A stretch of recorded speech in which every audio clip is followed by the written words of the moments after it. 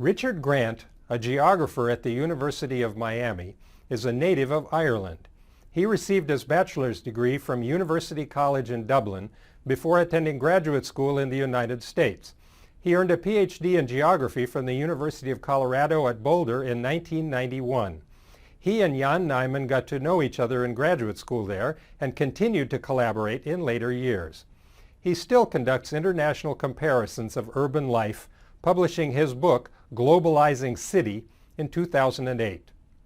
Jan Nijman left his native Netherlands as a student, earning a PhD in geography from the University of Colorado at Boulder in 1990, the year before Grant graduated. He also went on to the geography department at Miami, where he published his book, Miami, Mistress of the Americas. Today, Nijman has returned to the Netherlands and is the director of the Center for Urban Studies at the University of Amsterdam. Two geographers, one Dutch and one American, tried to get some systematic picture of how cities were growing and changing around the world. They found themselves facing several different competing theoretical approaches. They begin this article by comparing several such different perspectives and trying to come up with their own perspective using the strongest features of each theory. The first approach they discuss is not really very theoretical at all. It involves mostly just describing what happens to each city. This descriptive development approach is based on some wider economic and political theories about the larger process of economic development, but these theories don't have much to say about the physical form or the social context within cities themselves. Features of urban life might be affected by the development process. Scholars working in that development tradition simply describe what cities are like in different countries and at different stages of development, but the shape of the city does not really drive or explain the development process, and neither does the development process explain the shape of the city. The second perspective they consider focuses on what are sometimes called world cities. This approach has a very limited scope, being concerned only with a few of the largest, most advanced cities on the planet, like London, New York, Tokyo, and other places that occupy strategic positions in the global economy. These are cities filled with international corporate headquarters offices, major international banking and stock exchange operations, and other signs that they control the flow of money, goods, and people around the world. The ways that this global economic activity shaped the city are useful and interesting insights, but Grant and Nijman would like to be able to generalize from such observations about a few places to a wider range of different cities in more countries.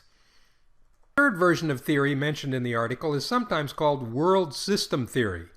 This is essentially a way of looking at the international situation using the same kind of conflict theory that Karl Marx found useful for looking at social and economic processes inside individual countries. Following the conceptual translation of Marxian ideas that Wallerstein applied to the global setting, world system theorists talk about core countries as those countries that control most of the capital resources of the world, places like Germany, the United States, Japan, and other rich, developed countries. It may be a little confusing to hear these scholars talking about countries controlling capital, since they're also very likely to turn around and say that the real owners of the capital, the international corporations and their stockholders, actually control the countries, even the core countries. But the periphery countries are definitely the ones that don't have the corporate headquarters and the international banks and stock exchanges that make all the big decisions in the global economy. They provide cheap labor and raw materials. The money to build their factories and employ the cheap labor comes from the core countries. Or again, to be more accurate, from companies with their headquarters in the core countries. There are also some hard-to-classify countries that get lumped together as a semi-periphery, since they may be taking advantage of poorer countries at the same time that the richest countries are taking advantage of them. The central theme in world system theory, though, is always that somebody is taking advantage of somebody else, usually with a strong hint that this is a rather unethical kind of thing to do. Like all Marxian descriptions, there's a moralistic tone to such work, as well as an attempt at description and explanation.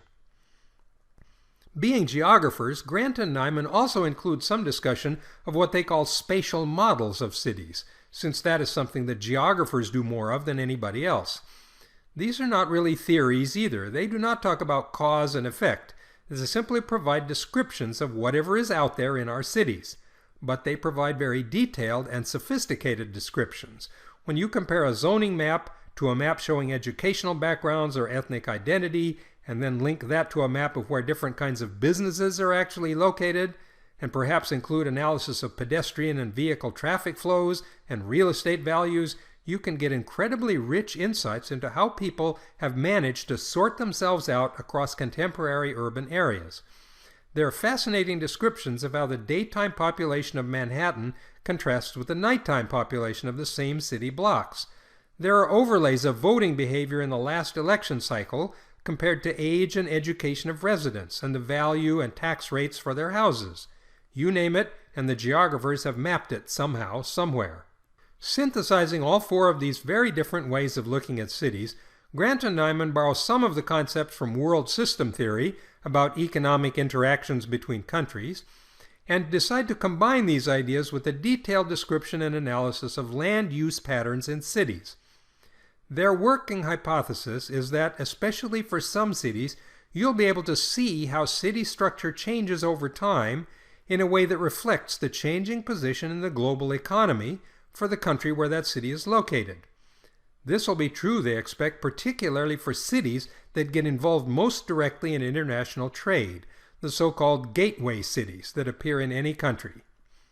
They choose to study four of the clearest major differences in position that cities can occupy in that global economy. And the cities that they decide to analyze have actually experienced all four of these circumstances at different points in their history. The first of these they call the Pre-Colonial Period, before the global connections that the world system theorists like to study had really gotten established widely or securely. Different parts of the world were mostly on their own, although there have always been some such connections at a local or regional level. The world system really gets rolling, however, when a bunch of Europeans in their little wooden ships fanned out across large parts of the rest of the world and developed colonial empires that took in most of the Americas, Africa, and South and Southeast Asia. China and Russia already had rather different kinds of empires of their own, so this early international colonial system didn't extend to those parts of the world. The colonial period lasted for several centuries, varying from continent to continent, but generally fell apart in the early to middle 20th century as independence movements catapulted one newly formed nation-state after another into what the article labels the national period. These new nation-states experimented with economic as well as political independence from the global economy, such as it was at the time. But many of the scholars who have looked at these experiments find a lot of problems cropping up for countries that tried to opt out of the so-called world system and go it alone. This never seems to end well. If countries keep out goods and money from other countries, they end up protecting a lot of inefficient domestic companies from external competition, so that their citizens end up paying too much for inferior products. These countries also develop serious financial problems, ending up with enormous debts and deficits that they can't sustain.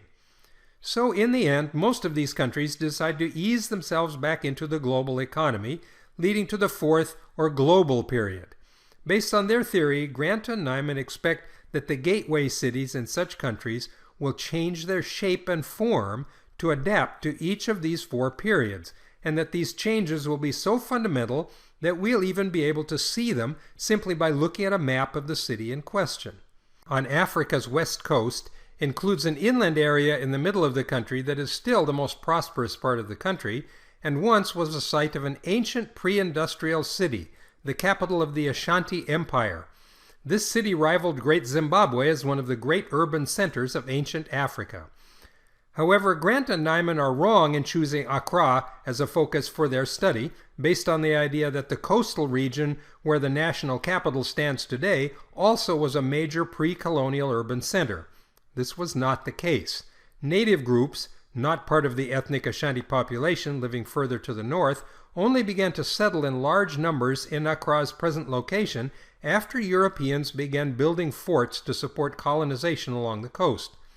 The first colonial powers to establish these coastal outposts were Portuguese, Danish, and Dutch, attracted by discoveries of gold. This is why the southern part of present-day Ghana, south of Ashanti, became known as the Gold Coast region. In 1850, the Danes sold their coastal forts to the British, and Britain then reinforced these centers, defeated the Ashanti in a military campaign, and established the British colonial government of the Gold Coast, one of Britain's later colonial acquisitions. One of the forts that the British bought from the Danes was Fort Christiansborg, and they quickly decided to move their colonial capital there from its previous location in order to get away from swamps and malaria and the tsetse fly that made it impossible to sustain domesticated animals like cattle. They added a railroad running into the Ashanti territory further north that they had conquered in order to transport cocoa, which became the major export from the colony. The population of colonial expatriates from Europe living in what was becoming Accra increased rapidly in the last quarter of the 1800s and the first quarter of the 1900s, and the population of native Africans moving to the growing city from the surrounding countryside also increased. This steady urban growth raised new problems of organization and administration for the British colonial rulers, who instituted a strong official policy of ethnic segregation. The area around the purchased Danish fort became the administrative center of the city and the colony. The British administrators decreed that the coastal neighborhoods just to the west of the fort, visible at the top of the picture here, would be reserved for the white Europeans, including merchants, bankers, soldiers, and administrative staff running the colony. The black African residents were restricted to neighborhoods further inland and in the low-lying river valley at the western side of the city, since areas further to the east were higher, drier, and more desirable residential locations.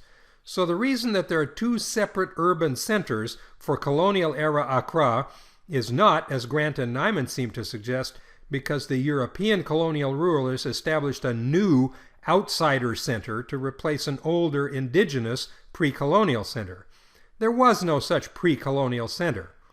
Both the European town and the native town shown in their map of colonial-era Accra are creations of that colonial period, enforced by the segregation policies of the British administrators. Still, their basic point remains sound. We can indeed look at this map and see plainly that the structure of the city in this colonial period reflects the position of the Gold Coast colony in the global economy. More specifically, Accra's dependent position as the gateway city for an international system of trade connected the African colonial territory to the British core economy. So far, their aim of understanding these global connections by simply looking at a map works just fine. Thousands of miles to the east of Accra, the city of Mumbai, formerly Bombay, on the west coast of India, provides Grant and Nijman's second example of another gateway city.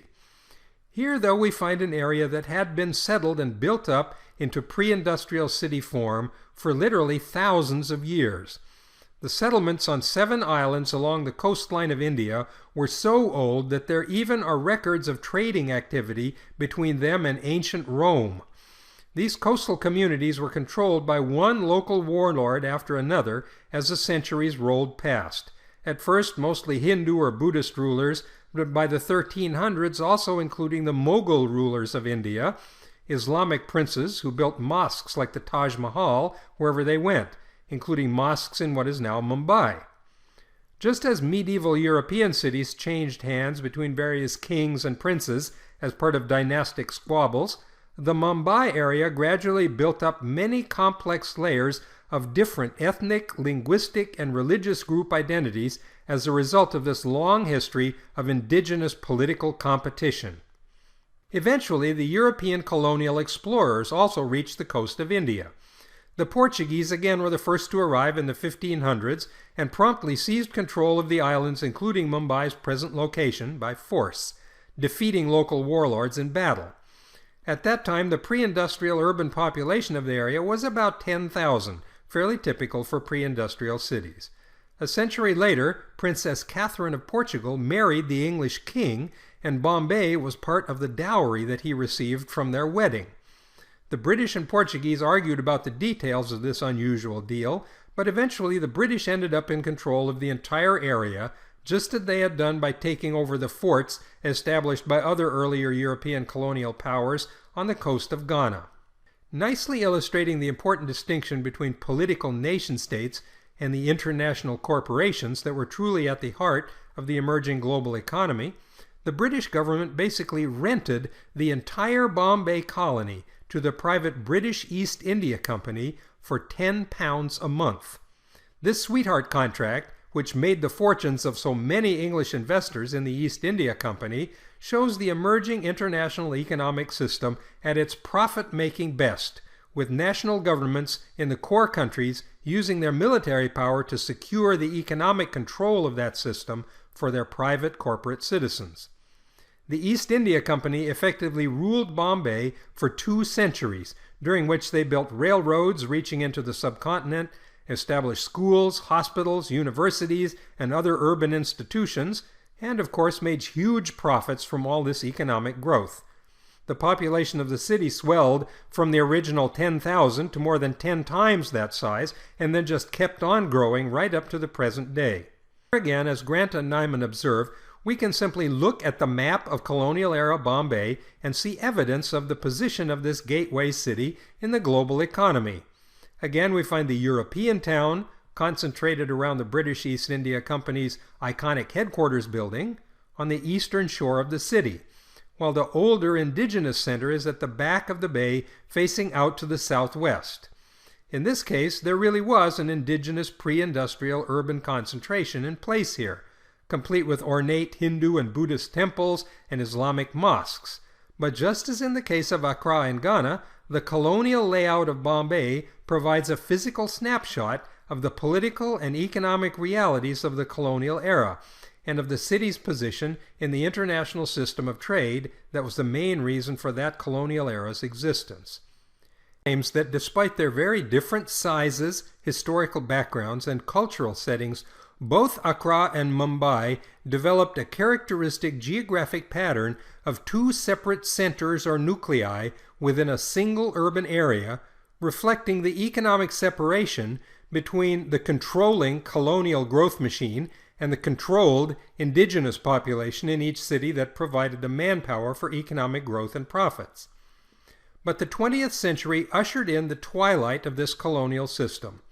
With economic progress came education, improvements in public health, and rising standards of living, even in the indigenous populations of these colonial cities. All over the world, independence movements gathered force throughout the first half of the century, and when the colonial powers were exhausted and weakened by an orgy of international violence in the Second World War, a wave of revolts and the emergence of new independent nation-states swept over the entire colonial world. India broke away from British rule and became independent in 1947, almost immediately after the war. The years immediately after independence brought many new opportunities, but also many new challenges, especially the revival of conflict between Hindus and Muslims, and also between the many different ethnic groups defined by language and regional origins that had been compressed together into colonial Bombay under British control. Once the colonial growth machine vanished, along with the last British troops, who marched out through the great arch of the entrance to India at the Bombay harbor and sailed away in their ships in 1948, the indigenous elites found themselves in a free-for-all competition to renegotiate power relationships and establish the new domestic growth machine that would be able to reap the profits of continued urban growth. Pretty much the same thing happened again in Accra 10 years later when independence came for Ghana in 1957.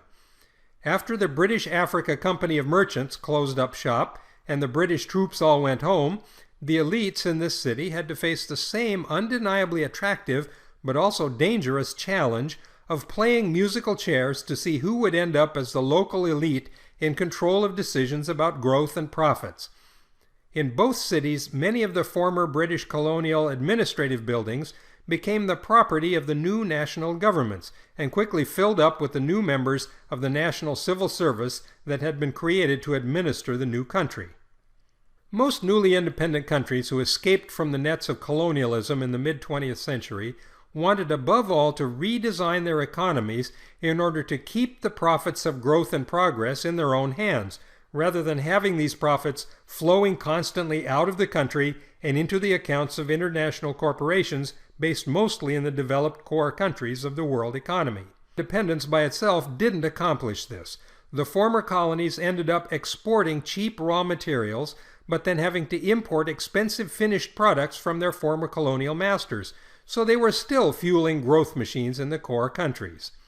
Many began experimenting immediately with various versions of new economic policies that included attempts at autarky, that is, providing for all of your own needs without bothering about any exports and imports.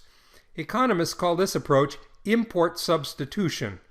The idea was to encourage local industries and other businesses to manufacture all the goods and deliver all the services that previously had been provided as imports from developed countries.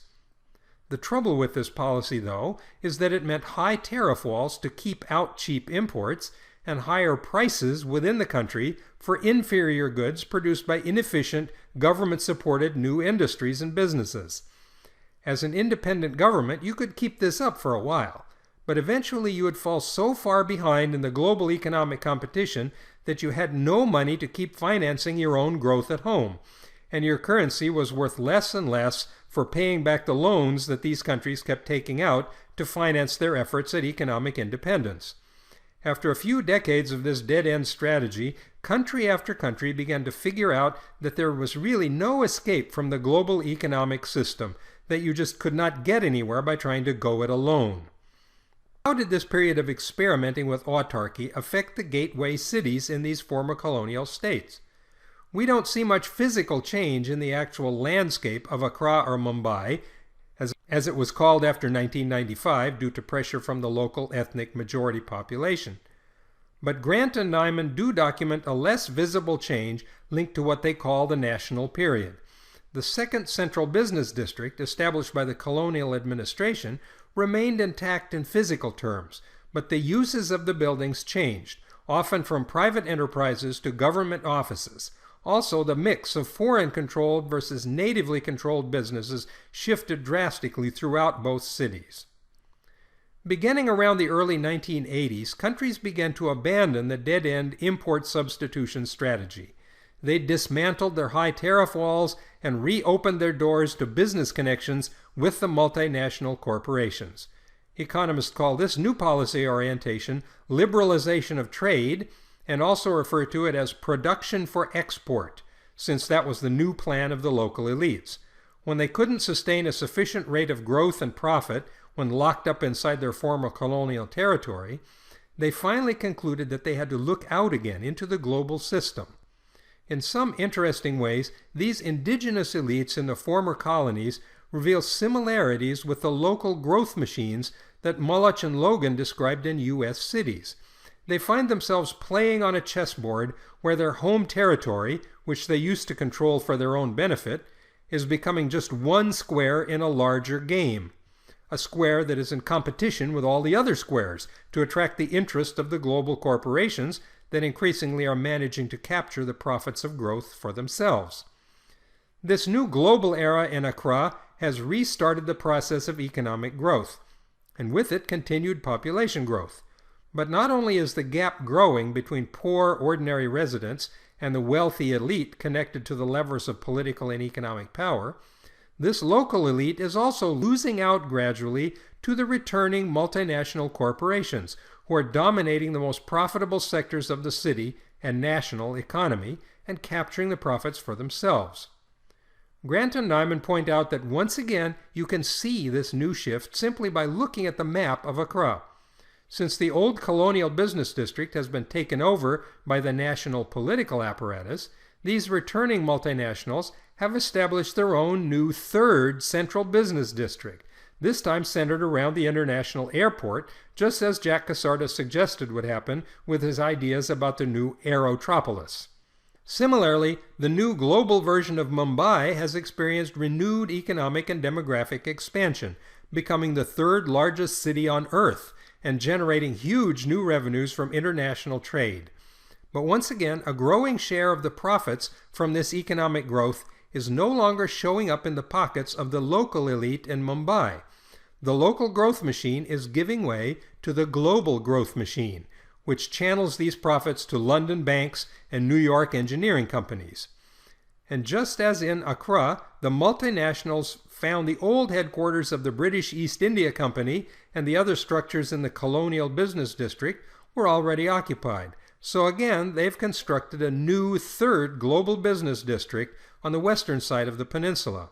In Mumbai as well, Grant and Nijman are pleased to discover you can see all the signs of this return to the global economy simply by looking at the map.